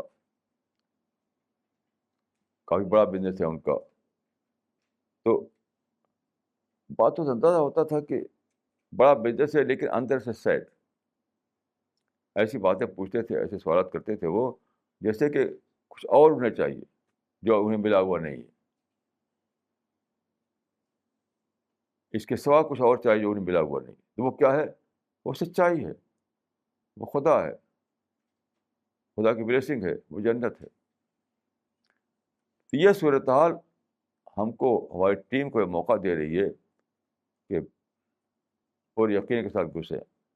مجھے وہاں پر دیکھ کر بہت خوشی ہوئی کہ میرے ساتھ 8 آدمی تھے وہاں پر, اور میری کوئی انسٹرکشن نہیں میری طرف سے, کچھ بھی نہیں, خود وہاں ایکٹیو تھے وہ لوگ.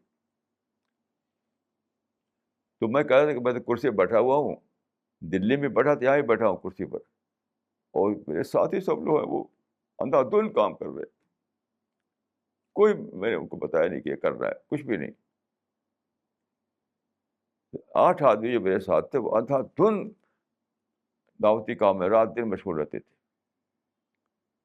یہ عجیب اللہ تعالیٰ کا فضل ہے کہ اس بشر میں جو لوگ جڑے ہوئے ہیں ان کو وہ ایسا انتظار نہیں کرتے کچھ سے کہے کرنے کے لیے, اس کا انتظار نہیں کرتے. وہ خود اپنے جذبے کے تحت.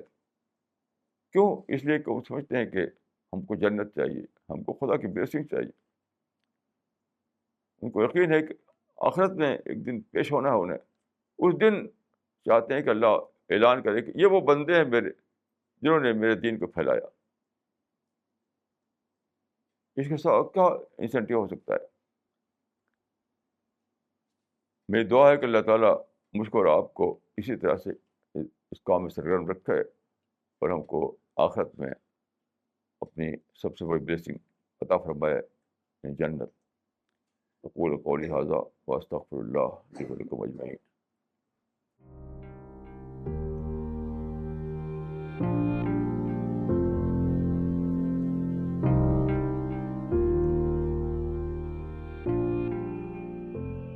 مسٹر عامر بن یوسف کا, پاکستان سے. انہوں نے لکھا ہے, میں نے آپ سے 1 سال میں بہت کچھ سیکھا ہے. پاکستان میں رہتے ہوئے یہاں پر بھی فاروق احمد خان, جاوید گامدی جیسے لوگ آپ کے قریب کی لینگویج بولتے ہیں, مگر آپ کی تھنکنگ اور اسٹریٹجی سب سے ڈفرینٹ ہے. مولانا صاحب, آپ کا ٹیچر کون ہے؟ میرا ٹیچر خود اللہ تعالیٰ ہے, کوئی دوسرا ٹیچر نہیں. میں رات دن دعا کرتا ہوں. ابن تیمیہ نے جو دعا کی تھی یا مولانا ابراہیم علمنی، تو میں تو رات دن وہی دعا کرتا ہوں، اللہ میرا معلم ہے، اللہ میرا ٹیچر ہے، اللہ ہی مجھے انسپائر کرتا ہے، میں اللہ کے انسپریشن سے بولتا ہوں. میرے لیے کتابیں جو سیکنڈری سورس ہے، سیکنڈری سورس ہیں. پرائمری سورس میرا جو ہے وہ خود ڈیوائن انسپریشن ہے، جو دعا کے ذریعے کسی بھی شخص کو ملتا ہے. جو بھی شخص دعا میں مشغول ہوگا اس کو ضرور ڈیوائن انسپریشن ملے گا، بشرطے کہ وہ اپنے آپ کو ڈسٹریکشن سے بچائے. دعا یہ 2 پوائنٹ فارمولہ ہے. سچ مچ دعا کرنا اور ڈسٹریکشن سے اپنا آپ کو بچانا. اس کے بعد آپ کو علم کا خزانہ مل جاتا ہے، علم کا خزانہ جو کبھی ختم ان اینڈنگ خزانہ. مشکل نہ تو لوگ دعا کرتے نہ اپنے ڈسٹریکشن سے بچاتے. دعا کا مطلب لوگ سمجھتے ہیں کہ لپ سروس، الفاظ رٹے ہوئے الفاظ کو دہرا دیا. یہ دعا نہیں ہے. دعا تو آدمی کے سینے سے ابلتی ہے جیسے چشمہ ابلتا ہے، اور ڈسٹریکشن سے بچانا یہ بہت ہی لازمی طور پر ضروری ہے. کوئی بھی شخص تجربہ کر کے دیکھے، اس پر علم کا کہ بارش ہوگی، بارش. کوئی بھی شخص، کوئی بھی ایکس وائی زیڈ، اگر وہ سچ مچ خدا سے مانگنے والا بن جائے اور سچ مچ وہ ڈسٹریکشن سے اپنے کو بچائے تو بلا شبہ اس پر علم کی بارش ہوگی. مگر لوگ جانتے نہیں اس راز کو.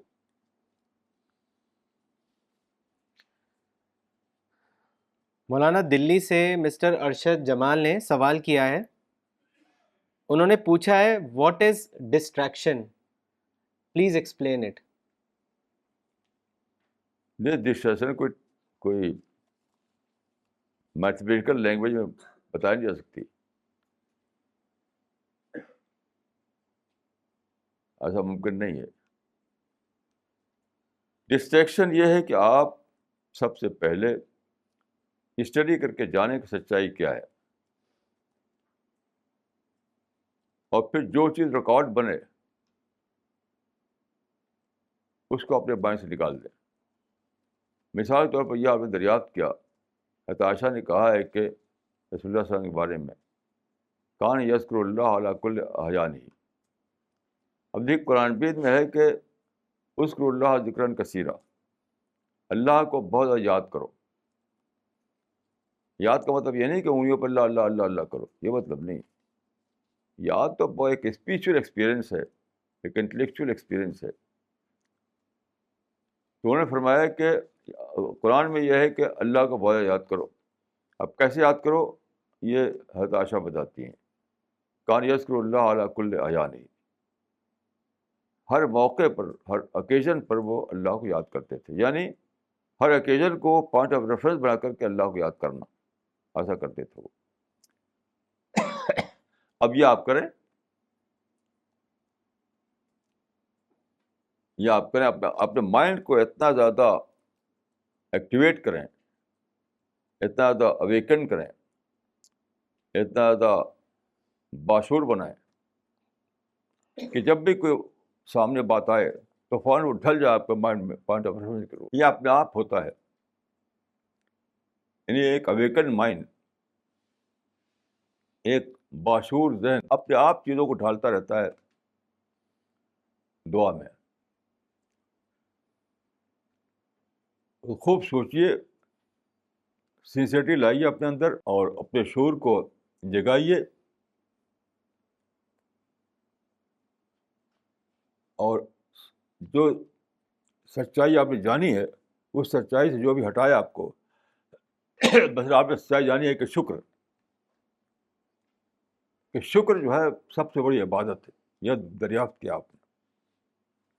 اب جہاں بھی کوئی ایسی بات آئے جو آپ کو ناشکری کا ڈوز دے رہی ہو، جلدی سے نکالیے اس کو. یعنی اس ایک پرنسپل آپ نے دریافت کیا، ایک بیسک پرنسپل کہ سب سے بڑی عبادت اللہ کا شکر ہے، اللہ کو اکنالج کرنا ہے، اللہ کے بلیسنگ کو یاد کرنا ہے.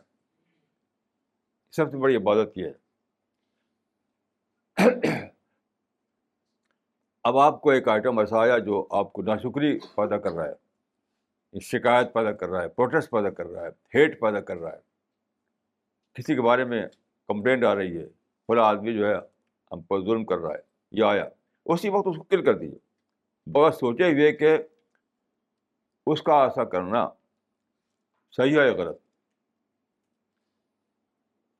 کچھ سوچے ہی مت کہ یہ ایسا کرنا صحیح ہے یا غلط. بس وہ نگیٹو ہے تو اس کو ختم کرنا ہے. یہی ہے، اور کوئی دوسرا پرنسپل نہیں ہے، اور کوئی دوسرا پرنسپل ہے نہیں. ہم کو جیسے اس سفر میں بعض ایسے واقعات پیش آئے جو ہمارے انپلیزنٹ تھے، وہ اسی وقت ہم نے بھلا دیا. اب بس سوچو تو یاد نہیں آتا کہ وہ کون سا واقعہ تھا. اتنا فینٹ آئیڈیا ہے کہ کچھ واقعات سے گزرے تھے جس سے ہمیں ایک جھٹکا لگا تھا. اب بس سوچو پہ تو یاد نہیں آئے گا شاید کہ وہ کیا واقعہ تھا، کیونکہ اسے بھلا دیا میں نے اس کو. کیونکہ ہزاروں آئٹم جو تھے وہ شکر والے تھے، تو میں اس کو کیوں یاد رکھوں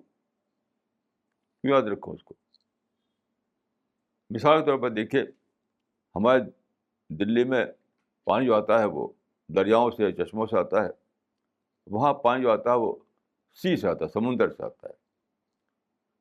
اب جب میں جاتا تھا باتھ روم میں اور ٹیپ کھولتا تھا، وہ پانی نکل رہا ہے، میٹھا پانی نکل رہا ہے، تو عجیب احساس ہوتا ہے کہ خدایا تو نے وہ ٹیکنیک دی انسان کو جس کو کہتا ہے ڈی سیلینیشن، پانی سے سالٹ کنٹینٹ الگ کرنا. پہلے زمانے میں انسان کے پاس ٹیکنیک نہیں تھی، انسان جانتا بھی نہیں تھا، ڈی سیلینیشن کا لفظ بھی نہیں تھا پہلے زمانے کے ڈکشنری میں. اب شکریہ شکر شکریہ شکر شکریہ شکر. دوسری طرف وہاں پر نہانے کے لیے وہاں پر ٹب ہوتا تھا. اب میں ٹب میں نہانے کا عادی نہیں ہوں. اب میں سوچا کہ ہاں اگر بالٹی ہوتی اور مگ ہوتا تو میں نہاتا. تو ایک ہفتہ میں نہا ہی نہیں. یہ ناشکری کا آئٹم تھا. دیکھو کیسا، اب میں سوچتا کیسا ہوٹل ہے کہ اتنا سا انتظام ہے اس کے اندر اور بالٹی نہیں اس کے اندر. تو میں ناشکری لے کے لوٹتا ہوں وہاں سے، کیونکہ میں ٹب میں نہانا میں اس سے میں فیملیئر نہیں ہوں. تو اس کو لے کر کے میں نے ایسا نہیں کیا کہ میں وہ ہو جاؤں، نگیٹو ہو جاؤں کہ کیسا خراب ہوٹل ہے یہ، کیونکہ وہ ہوٹل مجھ کو اور ہزاروں باتیں دے رہا تھا. یہ مجھے ایک یاد دلا رہا تھا اللہ کی نعمت کو کہ کیسی عجیب ہے خدا کی کا یہ مائنڈ دیا ہوا، جس نے سمندر کے کڑوے کھارے پانی کو ایک ٹیکنیک کو اپلائی کر کے ایسا کیا کہ نمک کا کنٹینٹ الگ کر دیا، پانی کا الگ کر دیا. اب کتنا بڑا شعور کا تھا کہ خدا نے جو مائنڈ دیا آپ کو، جو ٹیکنیک دی ہے، وہ کتنی بڑی شکر کی بات ہے. وہ میرے لیے اتنی بڑی تھی کہ وہ مجھے وہ کچھ لگے ہی نہیں کہ میں اس کو سوچوں کہ بالٹی کیوں نہیں یہاں پر ہے.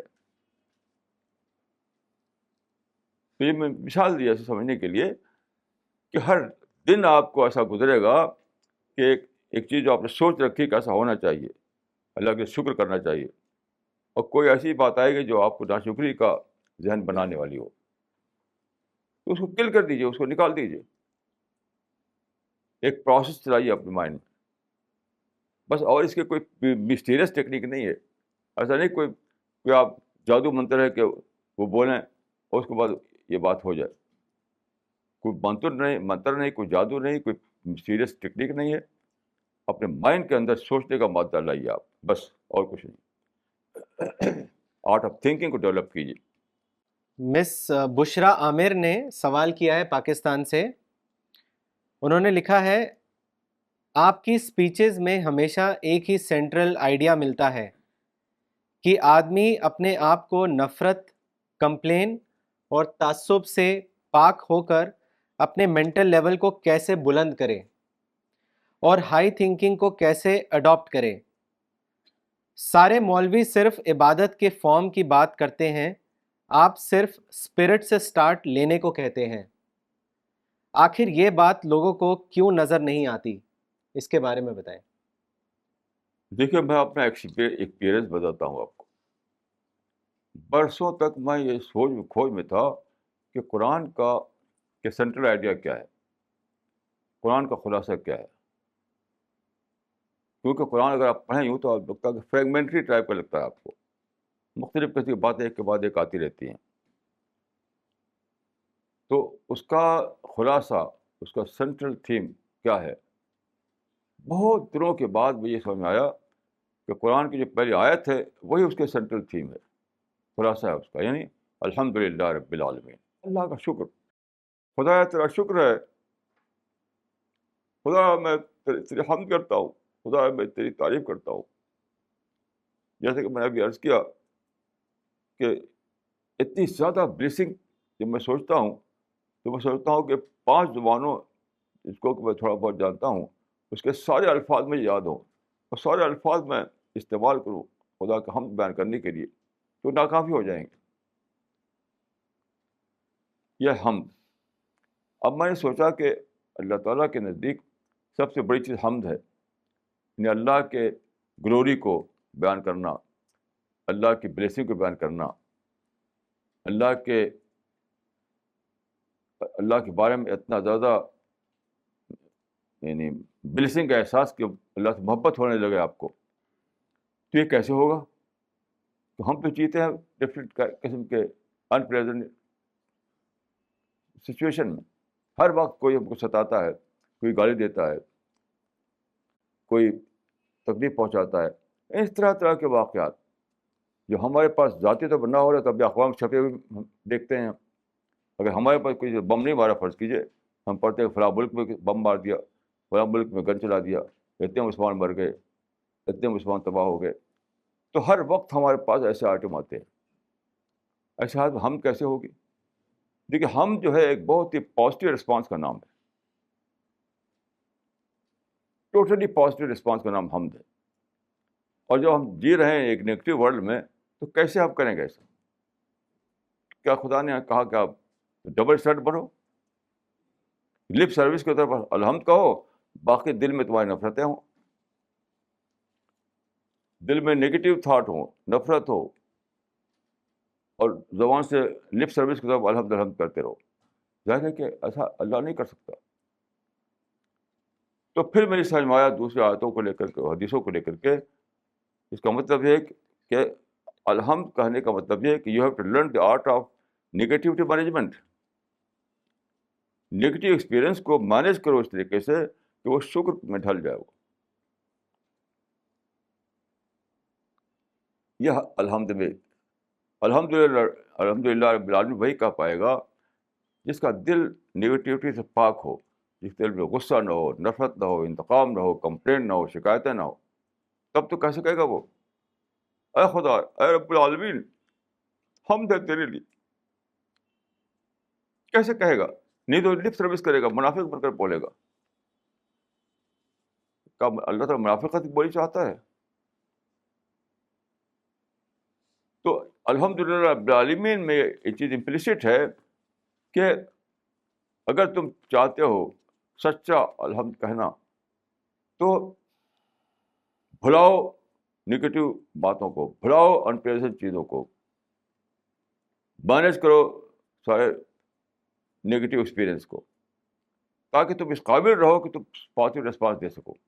یہ سب اسی امپلیسٹ ہے اسی میں۔ اس کا کلو مجھے مختلف طریقے سے ملا۔ مثال طور پہ ایک شخص آتا ہے رسول اللہ کے پاس، وہ کہتا ہے کہ مجھے بتائیے کہ ماسٹر فارمولہ زندگی کا، کہ ماسٹر فارمولہ زندگی کا دیجیے۔ تو آپ کیا کہتے ہیں؟ لا تغضب، غصہ نہ کرو۔ پھر میں اس وقت غصہ نہ کرو، کیا غصہ اپنے بس میں ہوتا ہے؟ کیا بس میں غصہ نہ کرو؟ غصہ رسول اللہ کے بھی آتا تھا، اشتد غضب ہو۔ اس کا مطلب غصے کو لے کر کے منفی نہ بنو، غصے کو لے کر کے نگیٹیو نہ بنو، غصے کو لے کر نفرت نہ پالو اپنے سینے میں۔ غصہ کو لے کر شکایت تک کرنے والے بن جاؤ. غصہ وقتی ایک چیز ہے، آیا گیا،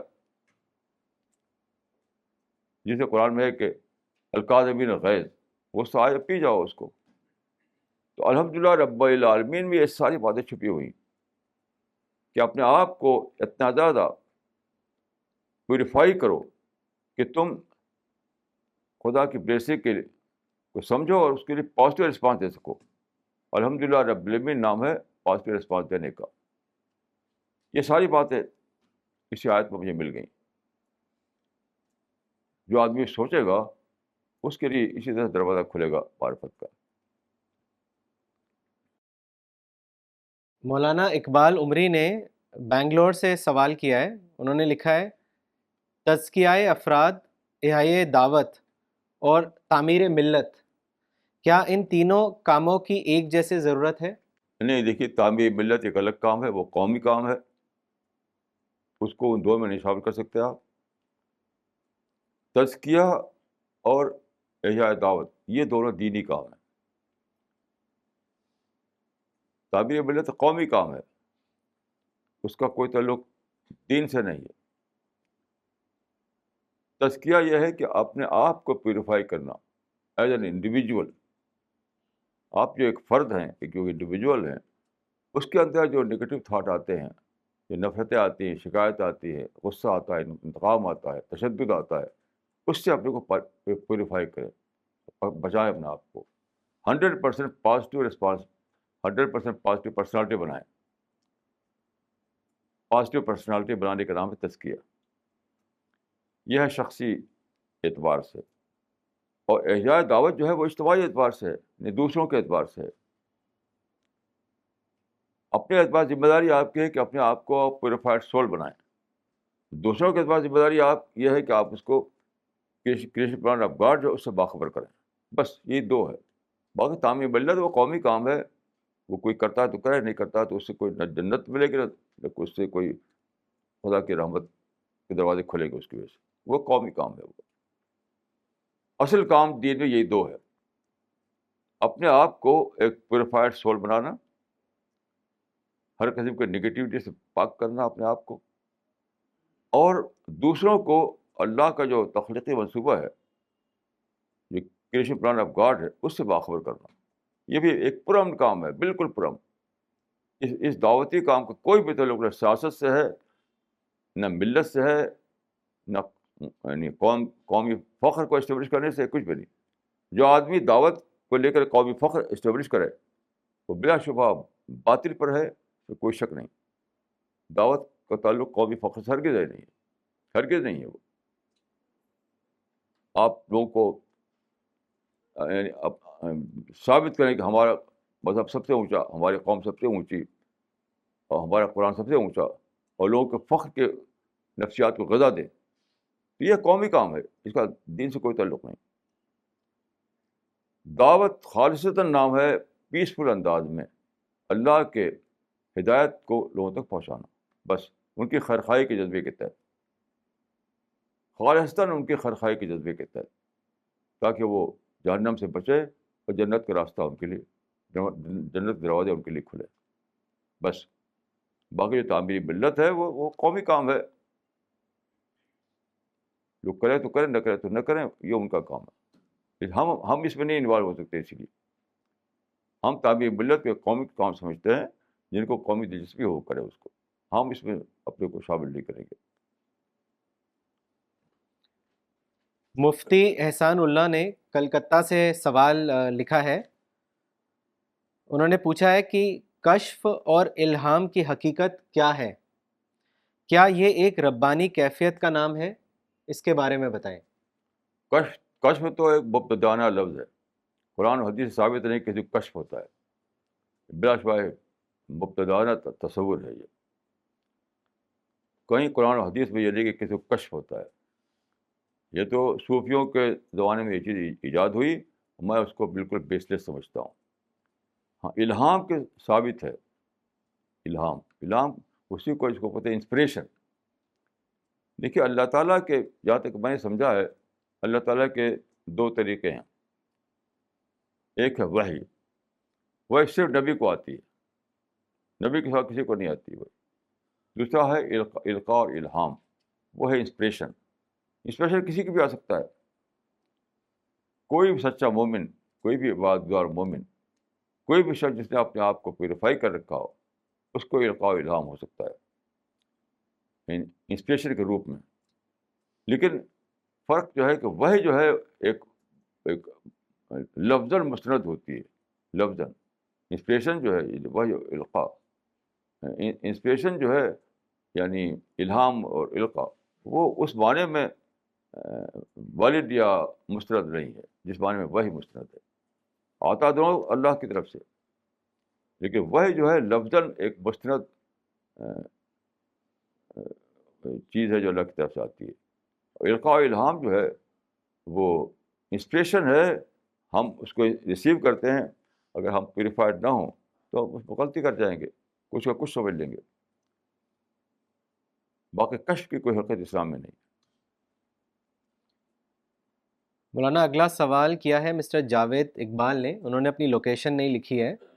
انہوں نے پوچھا ہے کہ تبلیغی جماعت میں عورتوں کی جماعت نکلتی ہے، کیا دعویٰ ورک کے لیے بھی اسی طرح عورتوں کی جماعت نکالنی چاہیے؟ دیکھیے، ہم یہ جماعت نکالنے کا خیال نہیں ہے، یہ ان کا اپنا طریقہ ہے، یہ ہم اس کا خیال نہیں ہے۔ دعوتی کام ہر فرد کو کرنا ہے، کہیں موقع ہے تو جماعتی طور پر کیجیے، لیکن ایک جو پیٹرن ہے ان کے یہاں جماعت نکالنے کا، وہ ان کا اپنا اجتہادی کا ہے، کوئی قرآن حدیث ثابت نہیں ہے۔ یہ ہمارا جو طریقہ ہے وہ اس سے الگ ہے۔ ہم ہر فرد کو انسپائر کرتے ہیں، ہر فرد کو عام کرتے ہیں، عام مسلح، کہ وہ لوگوں میں جہاں موقع ملے اس کو دعوت کے کام کرے۔ اس کو ہر آدمی کو مواقع ڈھونڈنا ہے، جہاں کوئی مل جائے اس کو آپ یا تو بات کیجیے یا تو کتاب دیجیے، جس طریقے سے بھی ہو۔ تو بطور فرد کا بھی کام ہو سکتا ہے، بطور جماعت کا بھی کام ہو سکتا ہے، لیکن جماعت نکالنا وہ ایک جو پیٹرن ہے وہ ہمارا طریقہ نہیں۔ مسٹر عامر بن یوسف نے پاکستان سے سوال کیا ہے، انہوں نے لکھا ہے قرآن کو سمجھنے کے لیے کون سی تفسیر سب سے زیادہ آسان ہے، اور صحیح احادیث کا کون سا کلیکشن اوتھینٹک ہے، اس کے بارے میں بتائیں۔ دیکھیے، یہ اس کا کوئی جواب نہیں ہے، کوئی بھی شخص اس کا جواب نہیں دے سکتا ہے۔ صحیح بات صرف یہ ہے کہ آدمی کے لیے دو میں سے ایک کا آپشن ہے۔ ایک یہ کہ وہ خود بہت زیادہ پڑھے، بہت زیادہ پڑھے، بہت زیادہ پڑھے، یہاں تک کہ خود اپنے اندر صلاحیت پیدا ہو جائے اس کو پہچاننے کی، یعنی عربی زبان بہت اچھی جانے، وہ تمام چیزیں پڑھے بہت غور سے، اور بہت دنوں تک پڑھتا رہے، تو اس پر اس کا اپنا ذہن بن جائے گا، تو اپنے ذاتی ذہن سے وہ سمجھ سکے گا کیا ٹھیک ہے کیا بے ٹھیک ہے۔ دوسرا طریقہ ہے کسی پر بھروسہ کر لیجیے، کسی کی تفسیر پر یا کسی کتاب پر بھروسہ کر لیجیے، بس۔ مطلب یا تو خود اپنے آپ کو اعلیٰ درجے کے اونچے درجے کا عالم بنائیے یا متعلم بن جائیے، بس۔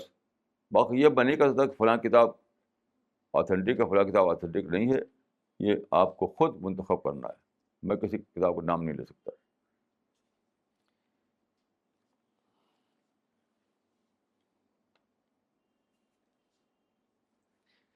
مسٹر فردوس ناظیر نے دلی سے سوال کیا ہے، انہوں نے لکھا ہے we are living in a society occupied by the Quranist, that is those people by the قرآنسٹ۔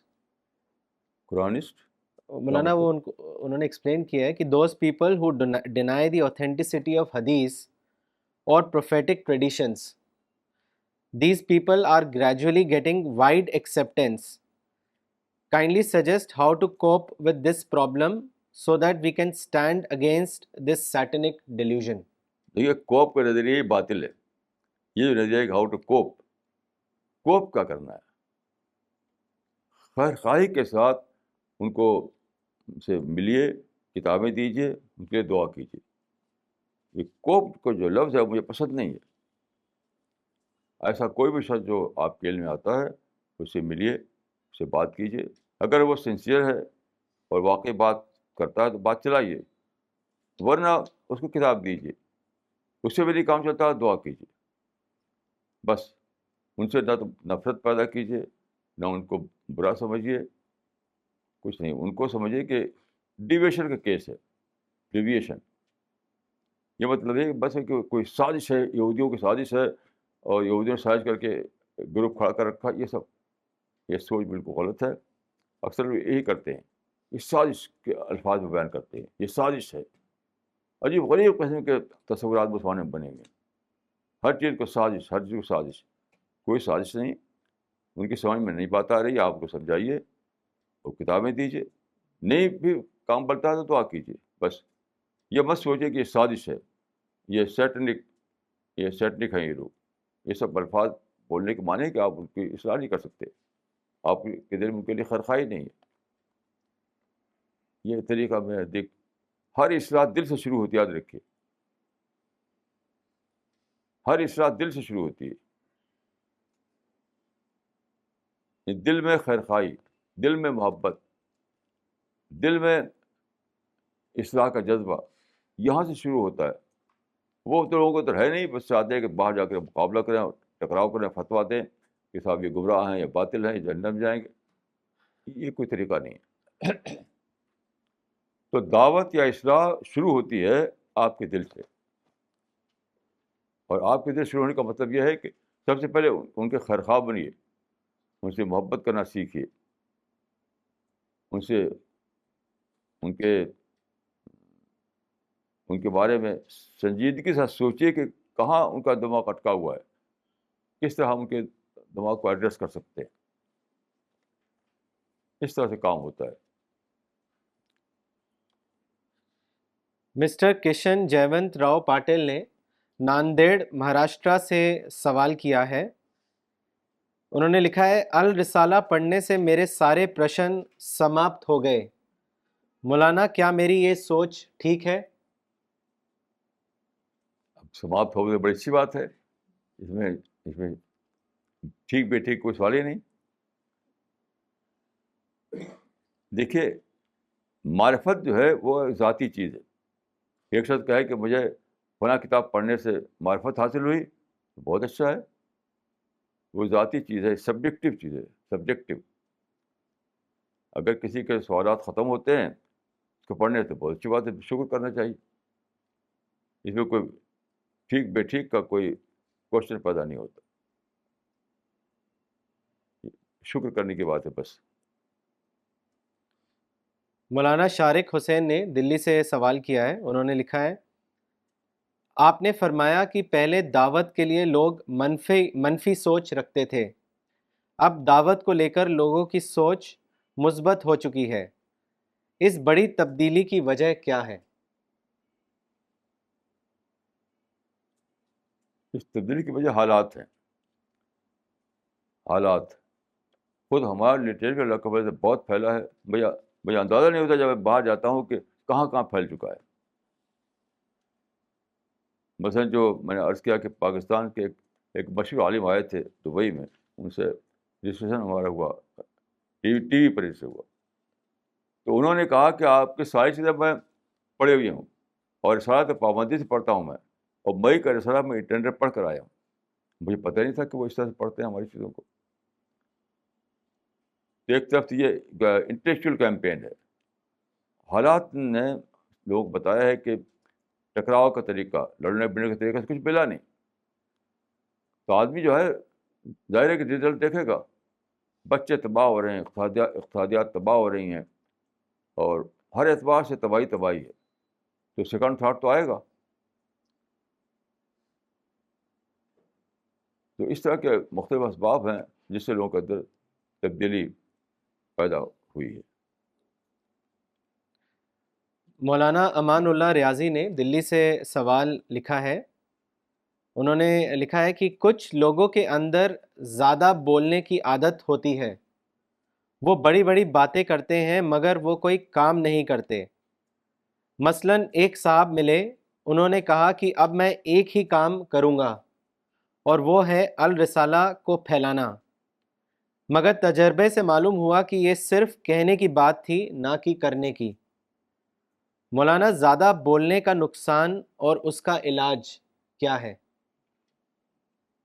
بھائی دنیا کے آپ داروغہ نہیں بن سکتے، انما انت مذکر لست علیہم بمسیطر۔ یہ ممکن نہیں کہ دنیا کو آپ ایک ہی پیٹرن پہ ڈھال دیں، ایسا ممکن نہیں ہے۔ تو ایک ہے اصلاح حال، اس کا نسخہ کسی کے پاس نہیں، پیغمبر کے پاس بھی نہیں، یعنی عملی معنوں میں اصلاح حال کسی پیغمبر کے پاس وہ نسخہ نہیں تھا۔ ہم آپ کیا کر سکتے ہیں؟ سمجھائیں، سمجھائیں نہ کام چلے دعا کریں، بس یہی کر سکتے ہیں۔ یعنی حالات کو بالفعل بدل دینا، یہ تو پیغمبر کے پاس بھی نہیں تھا، تو ہمارے آپ کے پاس میں کیسے ہو سکتا ہے؟ یہ دنیا دارالامتحان ہے، ہر آدمی اپنی مرضی سے کرے گا جو کرنا ہے اس کو، یہاں تک کہ قیامت آ جائے۔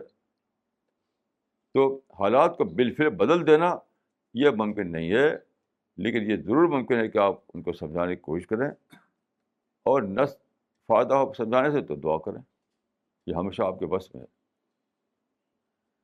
مولانا، ان کا ایک اور سوال ہے، انہوں نے لکھا ہے کہ آج کل لوگ عام طور پر صبح کو سوتے ہیں، اس طرح وہ اپنے آپ کو صبح کے سہانے ماحول سے محروم رکھتے ہیں۔ مولانا صاحب، صبح کو سونے کا نقصان کیا ہے اور صبح کی واکنگ کی اہمیت کیا ہے؟ دیکھیے حدیث میں آتا ہے کہ عشاء کے بعد سو جاؤ۔ رسول اللہ اس کو پسند نہیں کرتے تھے کہ عشاء کے بعد بیٹھ کر لوگ باتیں کرتے رہیں، اس کو پسند نہیں کرتے رسول اللہ۔ کیوں؟ کہ اگر آپ سویرے سو جائیں گے تبھی تو صبح کو سویرے اٹھیں گے، رات کو دیر میں سوئیں گے تو صبح کو نیند نہیں کھلے گی۔ تو یہ تو بہت بڑی محرومی ہے، اس میں لوگ مبتلا ہیں، بہت بڑی محرومی ہے۔ کیونکہ صبح کا جو وقت ہوتا ہے وہ اس وقت آدمی سو کر اٹھتا ہے جب، تو اس کا مائنڈ فریش ہوتا ہے، سورج کی روشنی نکلتی ہے تو اس وقت بہت ٹھنڈی ٹھنڈی ہوتی ہے، اور ہوا بہت ہی فریش ہوا ایئر ملتی ہے اس وقت، چڑیاں فضاؤں میں چہچہاتی ہیں، ہلکی ہلکی ہوائیں چلتی ہیں، جیسے درخت کے پتے رقص کرنے لگتے ہیں۔ یہ ماحول میں جب آپ نکلتے ہیں باہر، یعنی نیچر میں آتے ہیں جب کھلی فضا میں، تو ایک عجیب قسم کا انسپریشن ملتا ہے، ساری کائنات آپ کو لگتی ہے کہ آپ کو انسپائر کر رہی ہے، آپ کو اللہ کی بلیسنگ یاد دلا رہی ہے۔ تو اسی لیے میں اس کو کہتا ہوں صبح کے واک کو واکنگ تہجد کہتا ہوں میں، واکنگ تہجد، واکنگ ذکر، واکنگ تدبر۔ تو میں تو سمجھتا ہوں کہ جو آدمی بہت بڑی محرومی میں مبتلا ہے جو صبح کو نہ اٹھے، بہت بڑی محرومی ہے۔ 24 گھنٹے میں سب سے اچھا وقت ہوتا ہے صبح کا، اسی کو اگر آدمی اویل نہ کرے تو ظاہر ہے کہ اس سے بڑی محرومی اور کیا ہو سکتی ہے۔ تو اب یہی کہہ سکتے ہیں لوگوں کو، ہم کہتے رہتے ہیں کہ بھائی عشاء کے بعد فوراً سو جاؤ، بس ایک ہی نسخہ ہے، عشاء کے بعد فوراً سو جانا، پھر ظاہر ہے نیند کھلے گی صبح کو، اور پھر یہ سب کریں گے آپ۔ تو ہم اتنا ہی کر سکتے ہیں، اس سے زیادہ ہمارے اختیار میں کیا ہے۔ مس نغمہ صدیقی نے دلی سے سوال کیا ہے، you emphasize on maintaining positivity, if we have a negative experience, how can we convert it into positivity? Kindly explain. دیکھیے نگیٹو ایکسپیرئنس تو ضرور ہوگا،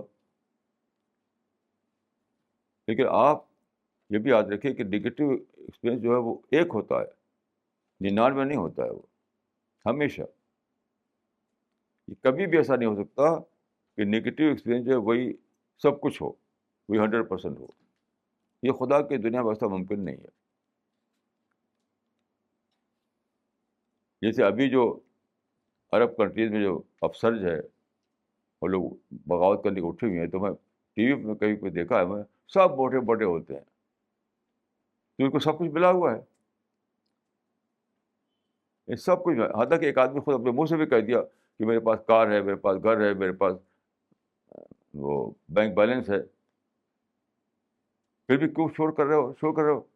اس لیے کہ میں ایک نکال لیا انہوں نے ایک کوئی پتہ نہیں کیا کہہ رہے تھے وہ. تو کوئی ایک آئٹم ہمیشہ مس کرتا ہے ہر ایک کو، اسی پر آدمی فوکس کر دیتا ہے.